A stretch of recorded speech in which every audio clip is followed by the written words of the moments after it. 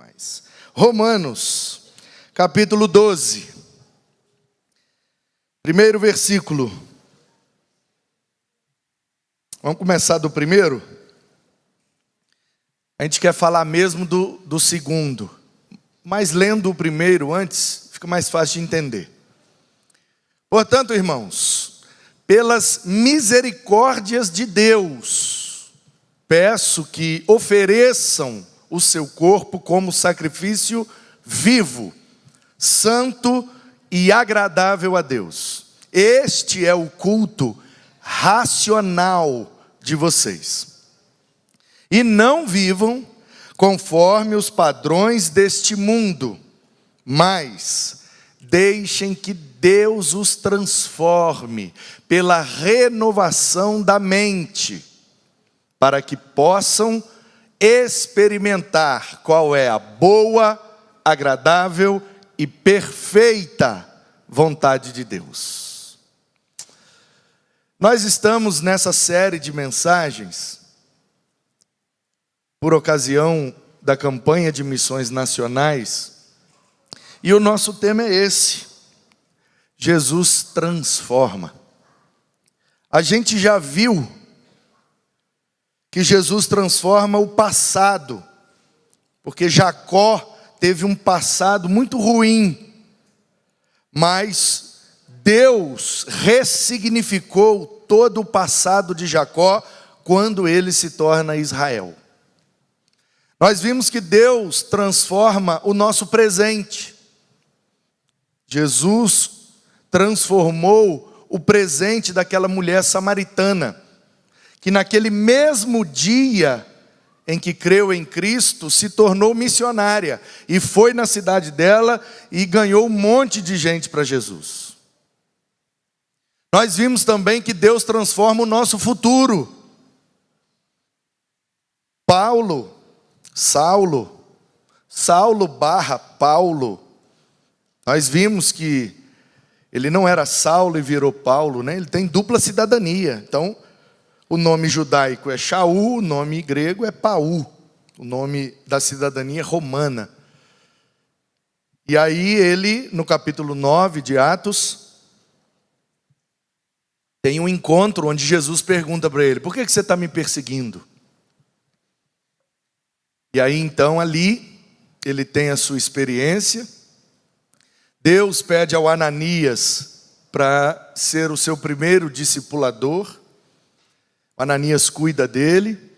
Depois ele é levado para Tarso, porque os judeus querem matá-lo de qualquer jeito, porque ele abandonou o judaísmo e abraçou o cristianismo. E aí então, depois que a poeira abaixa, ele é levado à igreja de Jerusalém. E os irmãos de Jerusalém não gostaram de Paulo congregando lá com eles, porque eles tinham medo. Porque o Paulo matava os crentes, e agora ele virou crente. Eles duvidaram e botaram Paulo para correr de Jerusalém. Então a igreja de Antioquia, da Síria, acolheu Paulo, que ainda era chamado de Saulo. E ali no capítulo 13 de Atos, ele já está convertido, ele já é um dos líderes da igreja de Antioquia, auxiliando Barnabé, e o Espírito diz: separai-me Barnabé e Saulo, para a obra que vos tenho chamado. Então veja bem que ele está sendo chamado para fazer a primeira viagem missionária, como auxiliar do Barnabé, e ele ainda é chamado de Saulo, porque ele ainda está num contexto judaico. Mas eles vão fazer missões aos gentios, e é dali em diante que ele passa a usar o nome Paulo, que é o seu nome romano, que teria mais relevância no mundo gentio. Então nós vimos como Jesus transformou o futuro daquele homem, como Jesus transformou a história daquele homem. Jesus transforma mesmo, né? Transforma a gente. E nós acabamos de ler que a gente precisa deixar Deus nos transformar pela renovação da mente.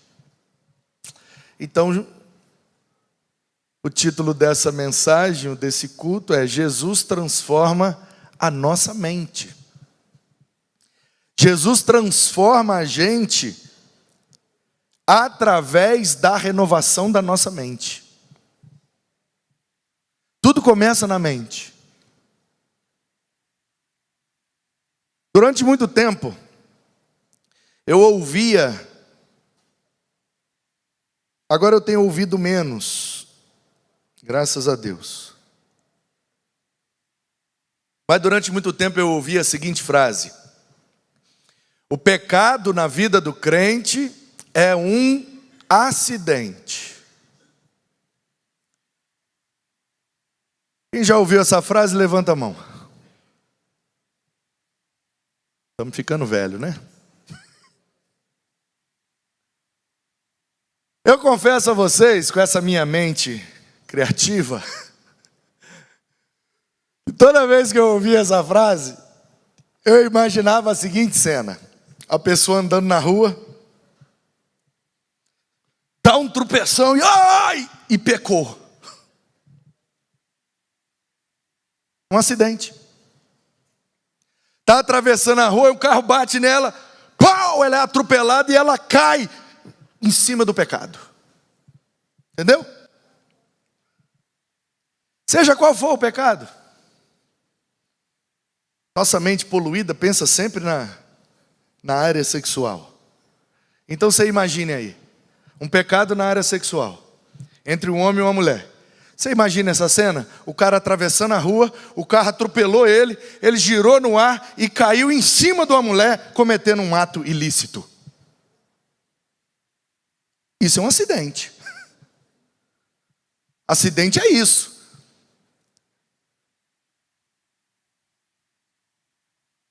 Eu acho que não é assim que acontece, não. Eu sei pouco, porque eu vivi pouco, porque eu ainda estou começando, mas eu acho que o pecado começa primeiro aqui. Olhou, desejou, imaginou, planejou, calculou os riscos, aí desceu para o coração, inflamou, apaixonou, marcou e aconteceu. Não tem como ser um acidente.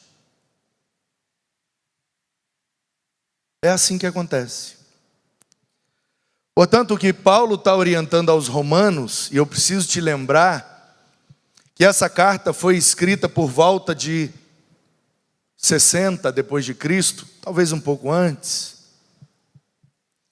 E se você pesquisar como era a cultura, como era o estilo de vida dos romanos no primeiro século, você vai ver que eles eram, se não um dos povos, uma das sociedades mais profanas, promíscuas da humanidade naquele tempo.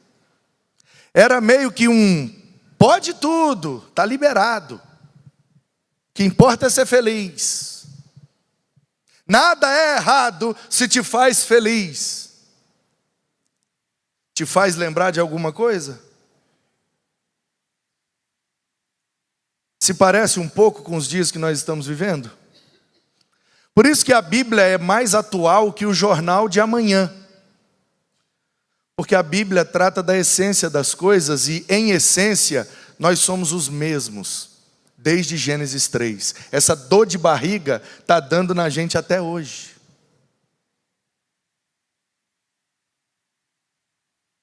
E aí Paulo, que não foi o plantador dessa igreja, em nenhuma das 3 viagens missionárias, Paulo não passou em Roma. Paulo vai para Roma na sua última viagem e lá ele morre. Essa igreja nasceu, muito provavelmente, como diz Carson, Gundry, Barclay, tantos outros eruditos do Novo Testamento, essa igreja nasceu provavelmente quando alguns judeus romanos moravam em Roma, sendo judeus, vieram a Jerusalém para a festa de Pentecostes. Se você abrir a sua Bíblia em Atos 2 e ler, você vai ver que tinha gente ali de tudo quanto era lugar do mundo. E tem lá que tinham ali romanos, gente que morava em Roma. Então os eruditos sugerem que a maior possibilidade é que esses judeus que moravam em Roma, indo à festa de Pentecostes, converteram na mensagem de Pedro, foram batizados, voltaram para Roma e plantaram a igreja eles mesmos. Portanto, era uma igreja que nasceu sem um pastor, sem um doutrinador. Todo mundo novo na fé, com uma carga muito grande de influência da cultura helênica. Então eles, embora crentes e batizados, precisavam de orientações, porque eles continuavam, em muitos aspectos, mantendo a vida anterior. E aí isso chega para Paulo, a notícia de que Paulo, o pessoal lá de Roma, eles converteram mesmo de verdade, eles até querem, mas eles não estão sabendo como fazer, porque o negócio lá está meio esquisito. Seria bom você dar uma doutrinada naquele povo. Se você pisar lá, eles te matam, mas escreve uma carta. Então Paulo está doutrinando uma igreja que ele nem conhece. Ele conhece a fama, ele conhece o testemunho da igreja. Mas ele não conhece a igreja de Roma. E só pelo que ele ouviu falar, ele escreveu bastante coisa.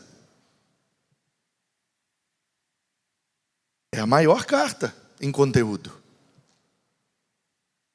E aí, ele vem falando de muitas coisas. Ele vem falando de que Deus está vendo tudo, Deus está sabendo de tudo, Deus não está se agradando, a ira de Deus está derramada sobre a humanidade, que é para eles ficar espertos, senão a ira de Deus vai trazer o juízo de Deus sobre eles. E ele vai dando várias orientações. Do capítulo 5 em diante, ele toca na questão da perseguição, que era muito forte, principalmente em Roma. E ele diz, fiquem firmes, alegrem-se nas tribulações e vamos para frente, que Deus é bom, vale a pena. E aí ele vai dando orientações, vai falando sobre a propagação do evangelho, que vem pelo ouvir, e tem que ouvir a palavra de Deus. E ele vai ali numa crescente de assuntos, até que ele toca nesse ponto aqui, que é muito precioso. Ele diz, Romanos, vocês precisam cultuar a Deus como sacrifícios vivos. Lembre-se, os primeiros crentes de Roma eram judeus, converteram na festa de Pentecostes. Um romano não vai na festa de Pentecostes em Jerusalém se ele não é judeu. Então Paulo está escrevendo para um povo que sabe como que faz culto. Mas o que eles sabem é, tem que levar um bicho na mão do sacerdote, o sacerdote mata o bicho, bota lá no altar, taca fogo, a fumaça sobe, o sacerdote diz, olha, Deus recebeu sua oferta, você está perdoado, está cultuado, pode ir embora. Aí Paulo vira para eles e fala assim, o nosso culto é de sacrifício vivo. E eles não entendem, como assim, Paulo? O sacrifício não é morto? O sacerdote não mata o bicho para depois entregar para Deus? Aí Paulo está dizendo, não, é que não precisa mais matar bicho. Não precisa, Paulo? Não. Crer em Cristo já é suficiente para cultuar. Então, o que eu vou entregar para Deus? Aí Paulo diria, você mesmo. Você é a oferta. Você é o sacrifício. Só que você não pode se matar para se entregar. Você tem que se entregar vivo. O que Paulo está dizendo, irmãos, isso aqui é de uma profundidade. O que Paulo está dizendo é que na velha aliança, a gente mata o bicho, bota ele no altar, enquanto vai pegar o fogo. Ele não pula do altar porque ele está morto. Você acha que se você pegar um bicho vivo, botar num altar, pegar um combustível qualquer, tacar um fogo, você acha que ele fica ali vivo, paradinho, queimando? Claro que não, ele pula e vai embora, ele foge. Aí Paulo está dizendo, nós temos que ser como sacrifícios vivos.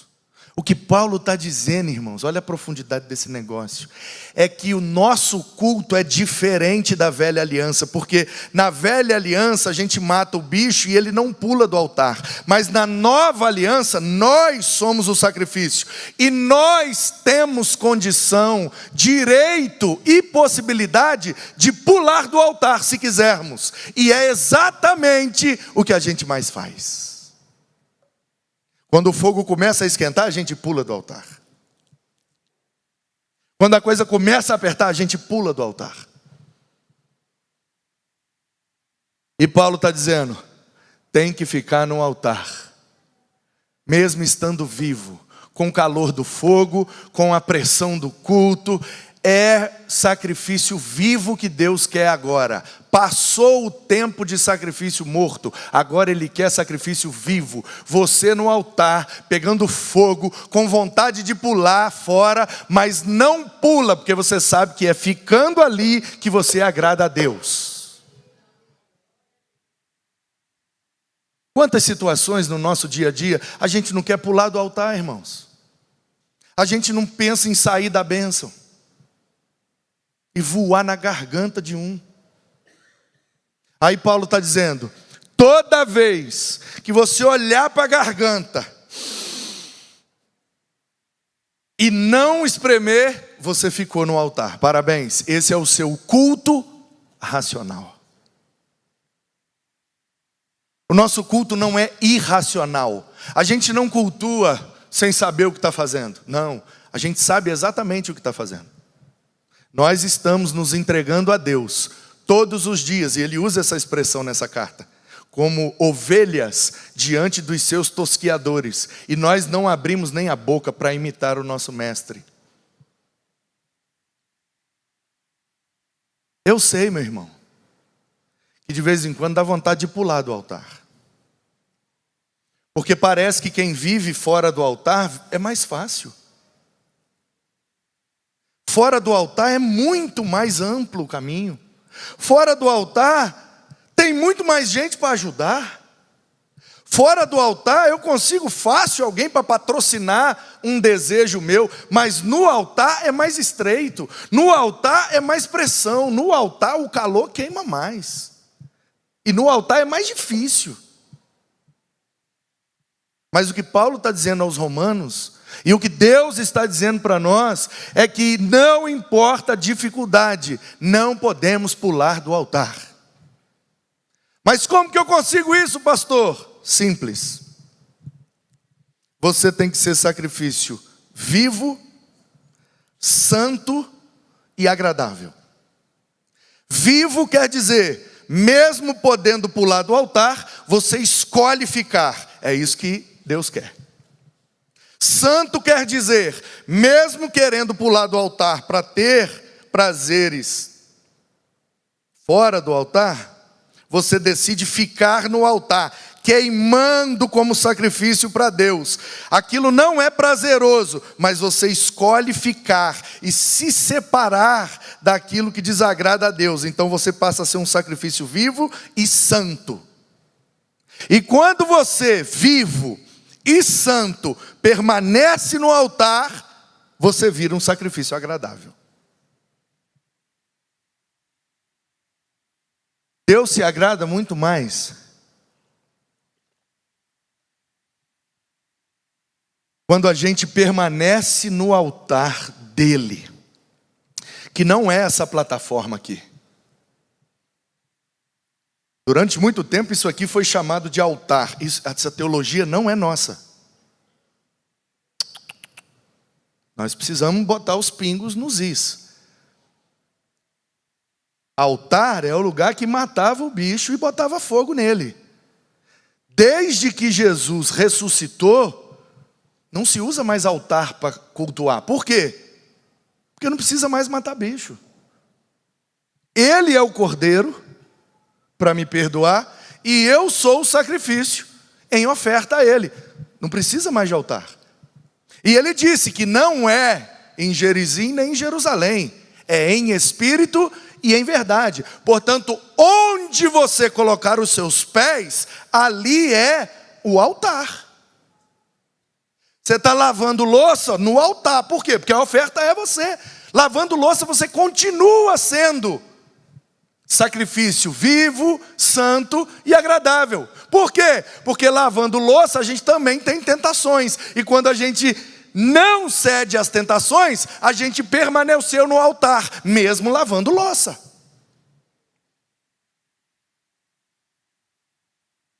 Na fila do supermercado. A gente está na fila do supermercado. E ali é o altar. E de repente acontece uma situação e dá vontade da gente pular do altar.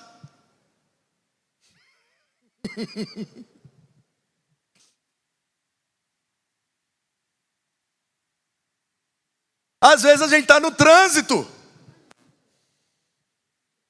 Não, eu não sei para você, mas o lugar que mais dá vontade de pular é no trânsito.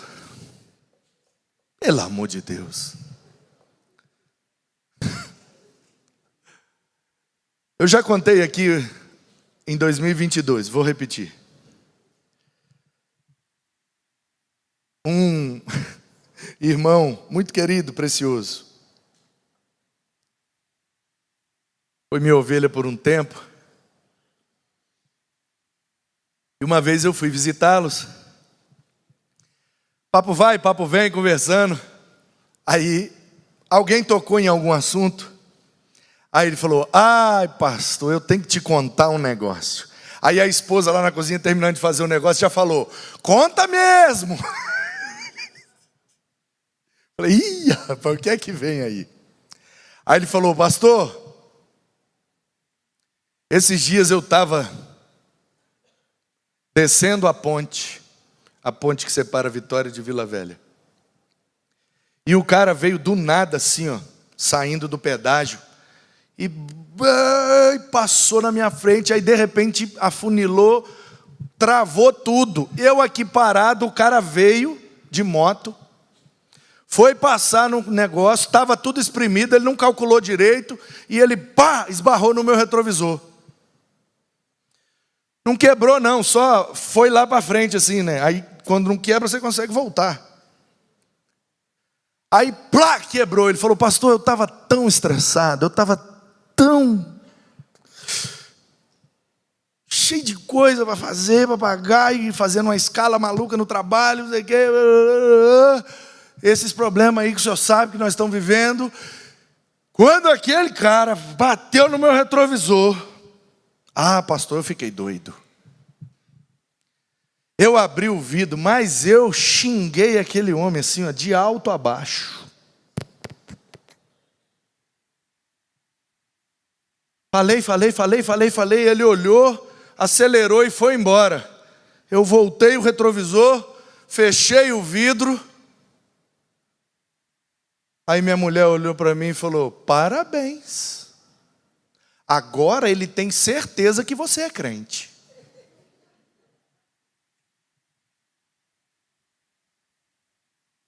Maravilhosa a história.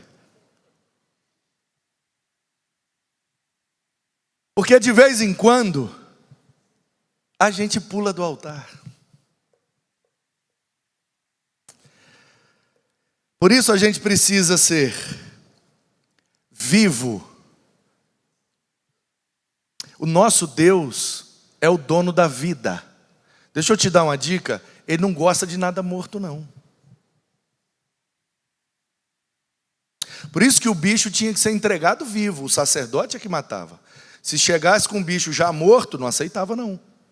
Já apontando para o sacrifício de Cristo, que ele vivo morreria, e apontando para o nosso culto como sacrifício vivo, de que nós precisamos nos entregar para Deus vivos, santos, separados, diferenciados, com outras atitudes, posturas, falas.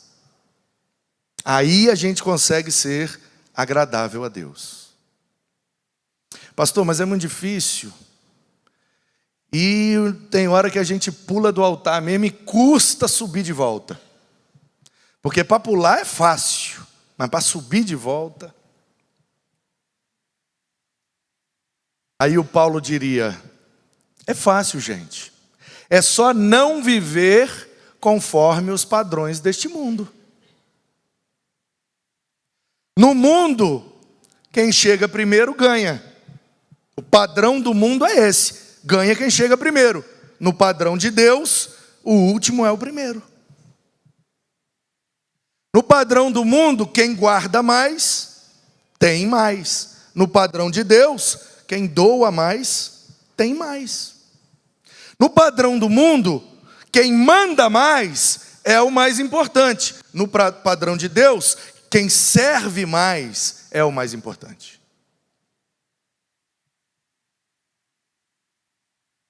Esses dias eu estava num lugar aí do Brasil e fizeram comigo o que a gente... É o que, Tainá? É porque eu não quero falar o lugar que é para não ser antiético. Está vendo como é que pula do altar fácil? É muito fácil. Porque quando ela fala, eu estava aí num lugar do Brasil, ela fala com vaidade. Aí ela acha que, como eu falei, eu sou vaidoso também. Sobe no altar de volta, faz favor. Estou brincando. Falo assim porque tenho intimidade contigo.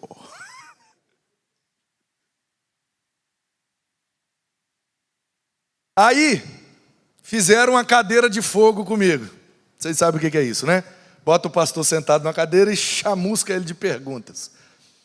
E eu estou fazendo cadeira de fogo diferente já tem uns anos, porque eu acho que é mais eficiente, o fogo fica mais quente. Que é, ao invés das pessoas fazerem perguntas assim em público, falando, escreve a pergunta num papel, joga num recipiente e eu vou tirando as perguntas de forma anônima. Aí é que vem pergunta boa mesmo.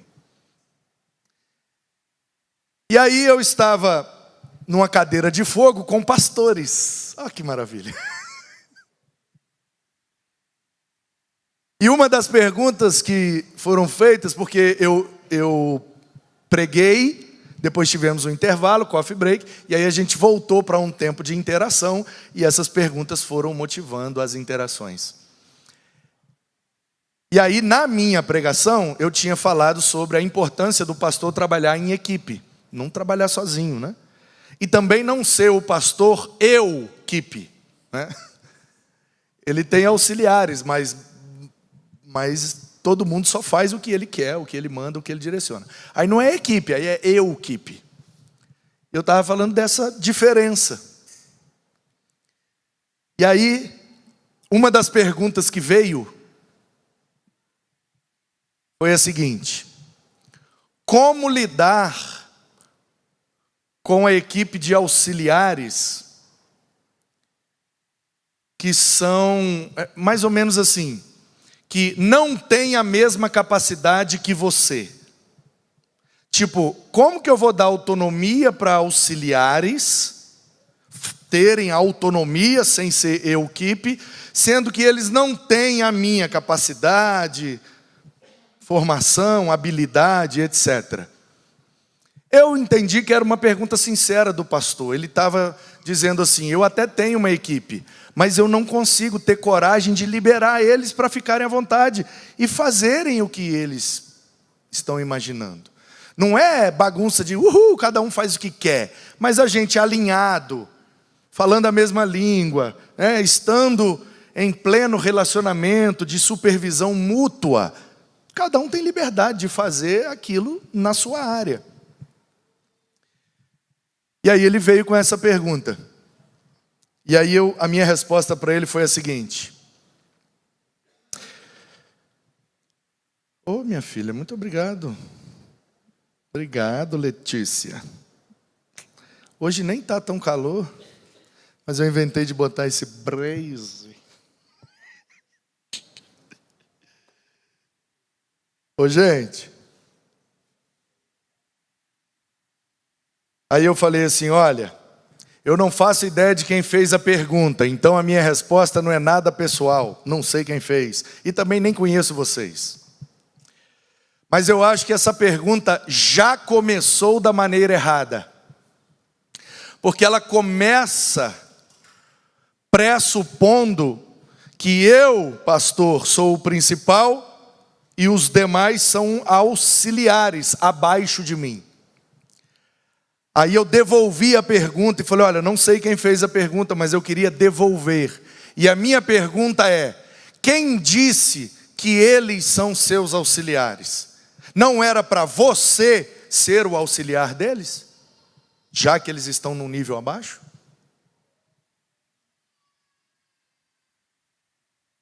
É uma mudança completa de paradigma. E é isso que Jesus ensinou para nós. Eu sou o auxiliar da minha equipe, e não o contrário. Eu vou auxiliá-los, para que eles sejam cada vez melhores, e façam cada vez melhores, com o objetivo de serem muito melhores do que eu, porque se não fosse assim, para que ter equipe? Então é mudar o ponto de vista, porque no padrão do mundo, quem está abaixo auxilia. No padrão de Deus, é quem está acima que auxilia. Como disse o salmista, o Senhor é o nosso auxílio. Portanto, se o Senhor é meu auxílio, o auxílio não pode vir de quem está abaixo de mim. O auxílio é sempre de cima para baixo. Quando eu conduzo uma criança, protegendo dos riscos, dos perigos, sou eu que estou auxiliando ela, e não o contrário. O problema é que a gente converte, como os romanos, e continua vivendo conforme os padrões do mundo, deste século. E Paulo está dizendo, vocês precisam viver nos padrões de Deus, que são completamente invertidos. Aqui, o presidente tem os auxiliares. Aqui, o presidente é o auxiliar para treinar e capacitar e melhorar todo mundo.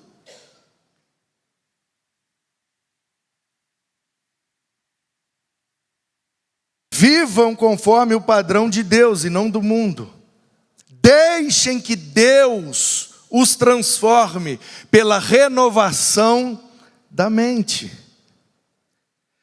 E aí eu terminei aquela resposta dizendo, pastorzão que fez a pergunta que eu não sei quem é, o senhor precisa mudar aqui primeiro.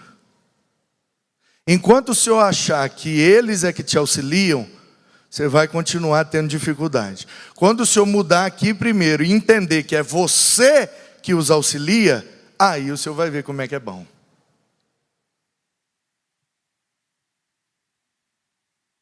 Para que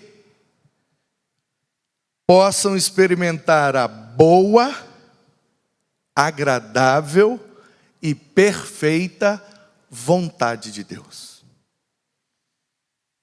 Meu irmão, toda vez que a gente fica no altar, não é fácil, mas é bom. Não é leve, mas é agradável.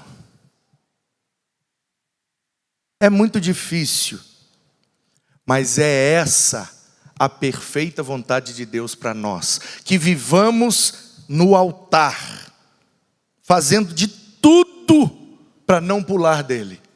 E deixar o fogo do Espírito queimar e nos consumir como oferta. Torrando tudo que não presta em nós. E não olhando para os padrões do mundo. Se é para pular do altar, que pule para o lado de cá, para imitar a Jesus.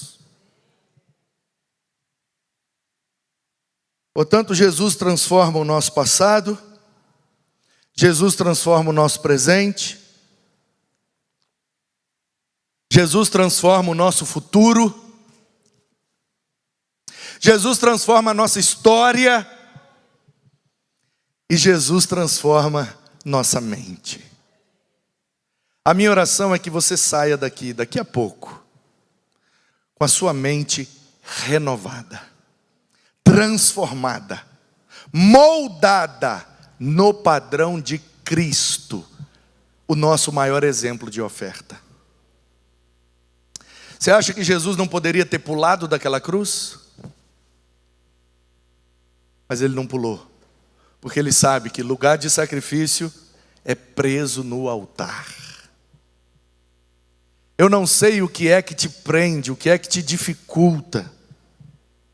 Eu não sei o que é que te trava e você não consegue subir para o altar. Mas eu vou orar e eu creio que Deus vai te ajudar a tomar essa decisão que você tem adiado há muito tempo. Que você, em nome de Jesus, nessa noite decida abandonar os padrões deste mundo e subir no altar de Deus como sacrifício vivo, santo e agradável ao Senhor, para que você experimente a boa, perfeita e agradável vontade de Deus.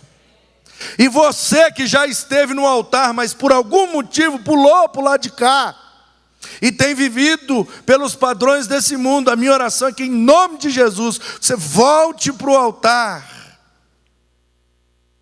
para continuar agradando a Deus com a sua vida.